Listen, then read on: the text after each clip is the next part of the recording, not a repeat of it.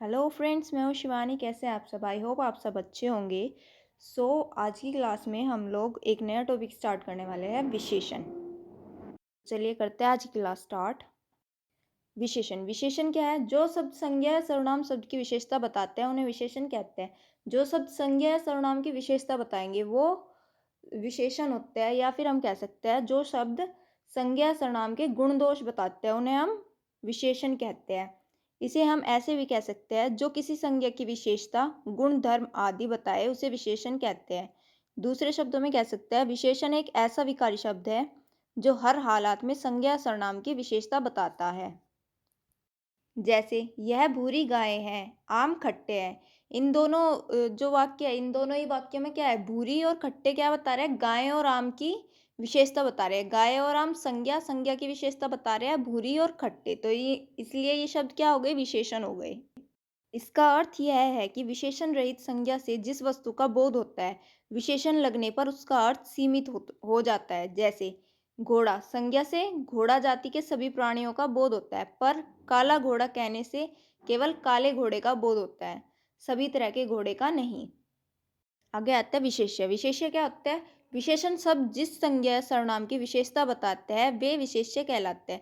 जिस भी संज्ञा या सर्वनाम शब्द की विशेषता बताएंगे विशेषण शब्द, उन्हें क्या कहेंगे?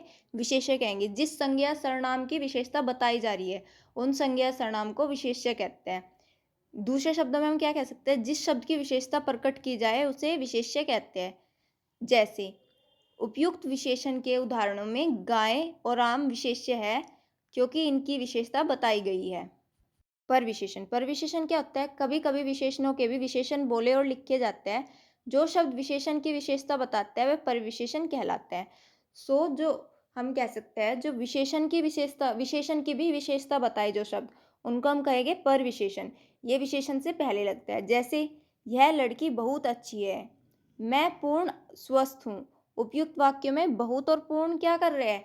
अच्छी और स्वस्थ। अच्छी और स्वस्थ क्या है? विशेषण है। इन दोनों विशेषण की विशेषता बता रहे हैं, इसलिए ये क्या हो गए? परविशेषण हो गए। आगे आता है विशेषण के प्रकार। विशेषण के 5 प्रकार होते हैं। पहला होता है गुणवाचक विशेषण, दूसरा संख्यावाचक विशेषण, तीसरा परिमाणवाचक विशेषण, चौथा संकेतवाचक विशेषण एंड पांचवा व्यक्तिवाचक विशेषण। पहला आता है गुणवाचक विशेषण। गुणवाचक विशेषण क्या होता है? वे विशेषण शब्द जो संज्ञा या सर्वनाम शब्द यानी कि विशेष्य के गुण या दोष, रूप, रंग, आकार, स्वाद, दशा, अवस्था, स्थान आदि की विशेषता प्रकट करते हैं, गुणवाचक विशेषण कहलाते हैं। या फिर हम शॉर्ट में कह सकते हैं जिन शब्दों द्वारा संज्ञा के गुण अथवा दोष का बोध होता है उन्हें गुणवाचक विशेषण कहते हैं। जैसे गुण, वह एक अच्छा आदमी है। अच्छा क्या हो गया? आदमी का गुण हो गया, और ये विशेषण है, आदमी की विशेषता है अच्छा। रंग, काला टोपी लाल रुमाल। काला और लाल क्या हो गया? टोपी और रुमाल का रंग हो गया, और ये दोनों ही क्या हो गई? टोपी की विशेषता हो गई उसका काला होना, और रुमाल की विशेषता हो गई उसका लाल होना। आगे आता है आकार। उसका चेहरा गोल है। गोल क्या होता है? आकार होता है। उसका चेहरा गोल होना क्या हो गया? चेहरे का गोल होना उसकी विशेषता हो गई। अवस्था, भूखे पेट भजन नहीं होता। भूखे, भूखे क्या हो गए? अवस्था हो गई, और ये पेट की क्या हो गई? विशेषता हो गई। गुणवाचक विशेषण में विशेष्य के साथ कैसा और कैसी लगाकर प्रश्न करने पर उत्तर प्राप्त किया जाता है, जो विशेषण होता है। गुणवाचक विशेषण को पहचानने की क्या ट्रिक है? इसको जहाँ पे भी संज्ञा हो, संज्ञा के साथ कैसा या कैसी लगाकर उसका उत्तर प्राप्त कर सकते हैं हम। विशेषणों में इनकी संख्या सबसे अधिक है। इनके कुछ मुख्य रूप इस प्रकार है। जैसे गुण, भला, उचित, अच्छा, ईमानदार, सरल, विनम्र, बुद्धिमान, सच्चा, दानी, न्यायी, सीधा, शांत आदि। दोष, बुरा, अनुचित, झूठा, क्रूर, कठोर, घमंडी, बेईमान, पापी, दुष्ट आदि। रूप और रंग, लाल, पीला, नीला, हरा, सफेद, काला, बैंगनी, सुनहरा, चमकीला, धुंधला, फीका। आकार, गोल, चौकोर, सुडौल, समान, पीला, सुंदर, नुकीला, लंबा, चौड़ा, सीधा, तिरछा, बड़ा, छोटा, चपटा, ऊंचा, मोटा, पतला आदि। स्वाद, मीठा, कड़वा, नमकीन, तीखा, खट्टा, सुगंधित आदि। अवस्था, दुबला, पतला, मोटा, भारी, पिघला, गाढ़ा, गीला, सूखा, घना, गरीब, उद्यमी, पालतू, रोगी, स्वस्थ, कमजोर, हल्का, बुढ़ा आदि। स्थान उजाड़, चौरस, भीतरी, बाहरी, ऊपरी, स्थायी, पूर्वी, पछिया, दायां, बायां।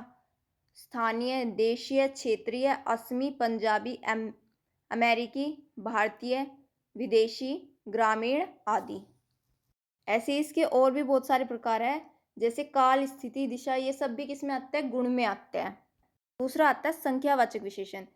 जिन विशेषण शब्दों से संज्ञा की संख्या का बोध होता है उन्हें संख्यावाचक विशेषण कहते हैं, जैसे एक मेज, 4 कुर्सियां, 10 पुस्तकें, कुछ रुपए इत्यादि।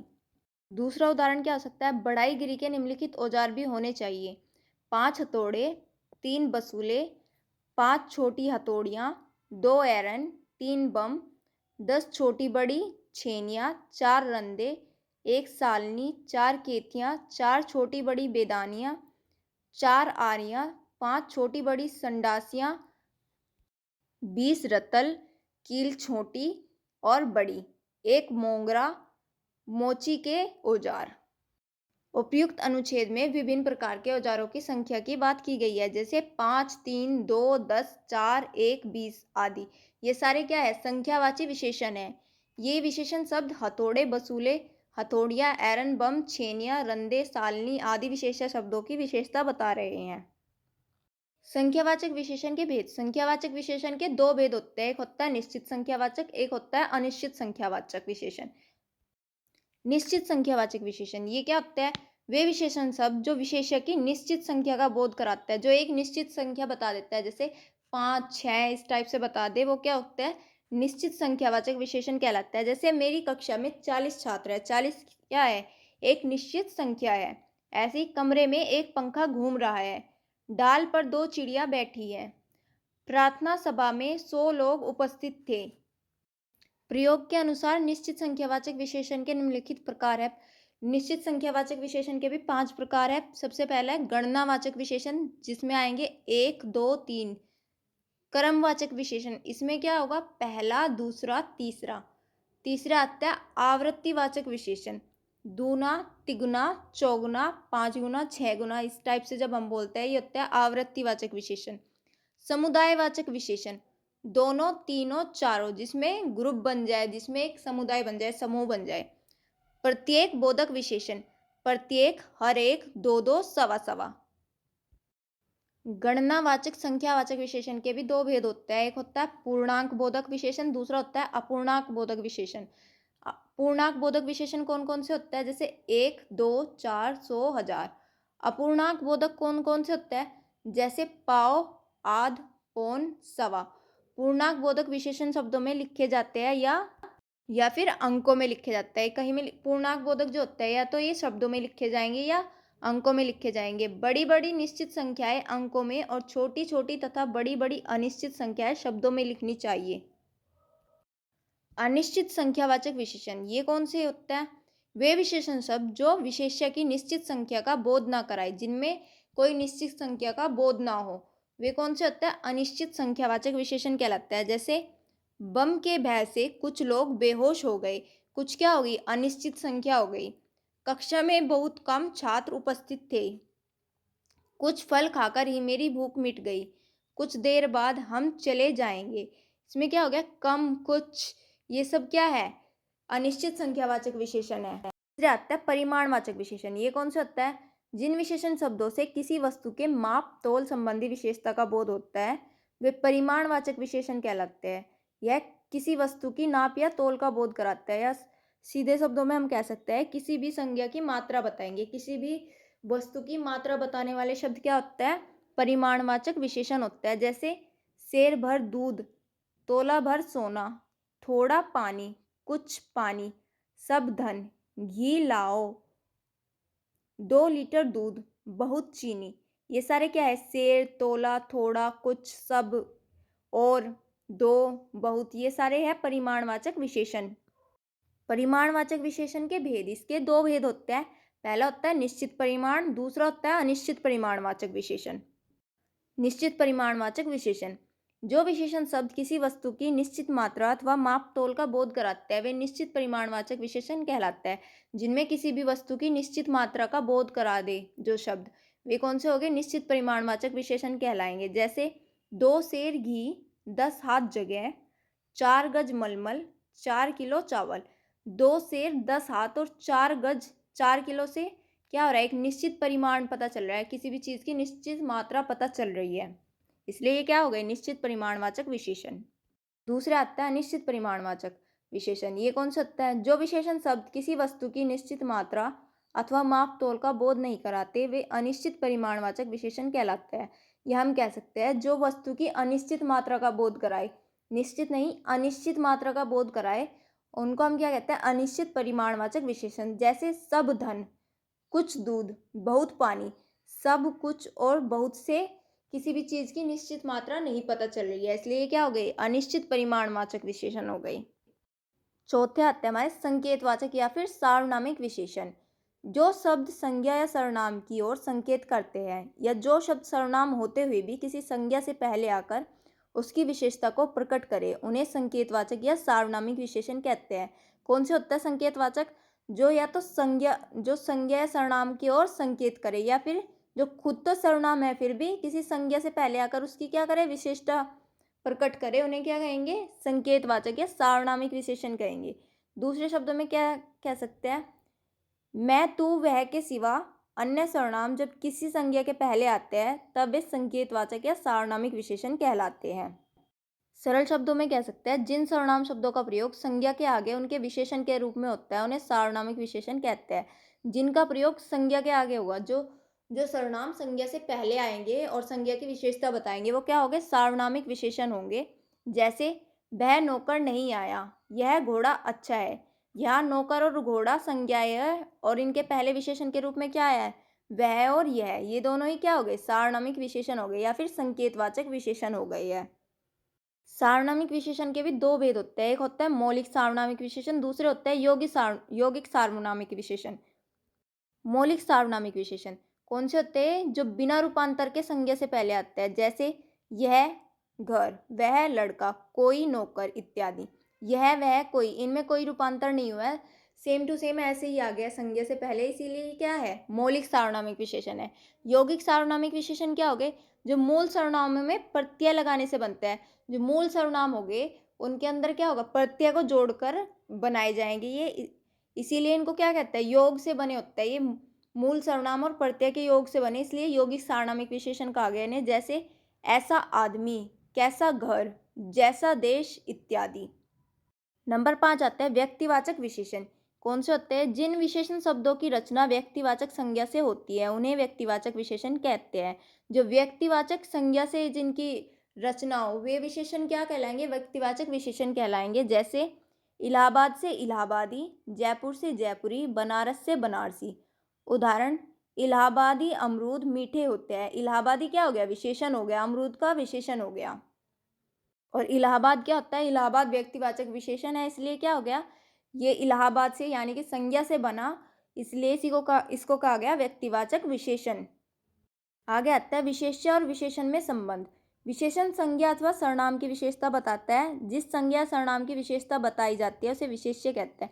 जो विशेषण होता है वह संज्ञा सर्वनाम की विशेषता बताता है, और जिन शब्दों की हम विशेषता बता रहे हैं उनको हम क्या कहते हैं?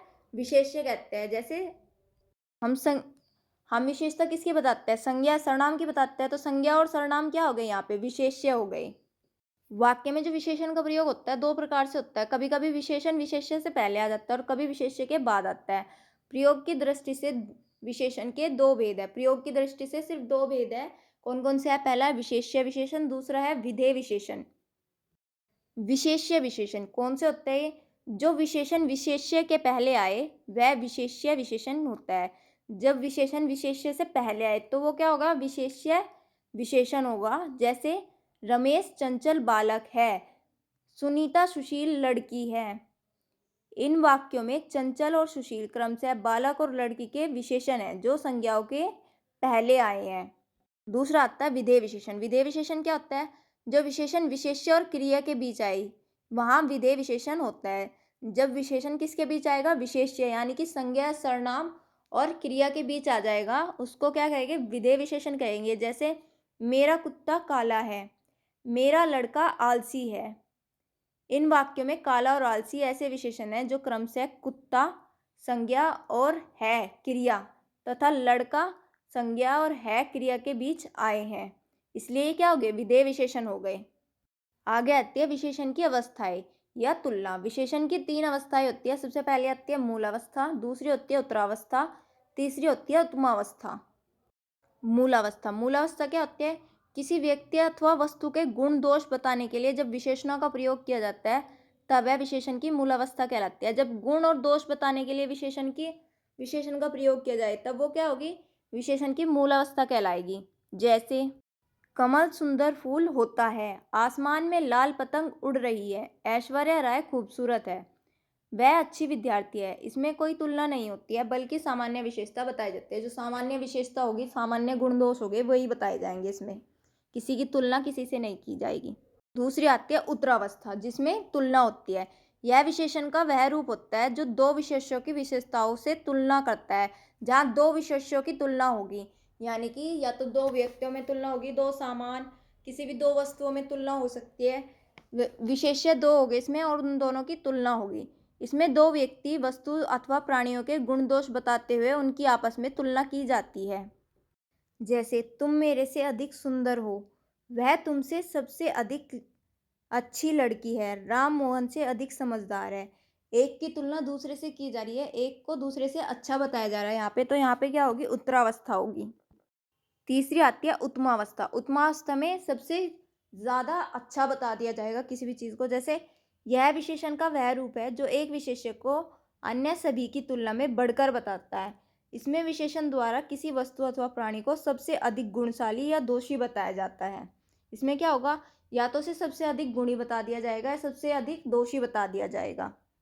जैसे तुम सबसे सुंदर हो, वह सबसे अच्छी लड़की है, हमारे कॉलेज में नरेंद्र सबसे अच्छा खिलाड़ी है। यहाँ पे क्या हुआ, सबसे ज़्यादा अच्छा बता दिया गया। किसी भी वस्तु या किसी भी व्यक्ति को सबसे ज़्यादा अच्छा बता दिया गया, सबसे ज़्यादा सुंदर, सबसे ज़्यादा अच्छा खिलाड़ी, इस टाइप से बता दिया गया। क्योंकि यहाँ सबसे ज़्यादा उत्तमता बताई गई है, सबसे ज़्यादा उत्तम हो तुम, इसी वजह से क्या हुआ, यहाँ पे उत्तमावस्था हो गई। आज की क्लास में बस इतना ही। हमारा विशेषण टॉपिक ख़त्म हो गया। अब हम मिलेंगे हमारी अगली क्लास में। तब तक के लिए bye bye and take care and please like share and subscribe my channel.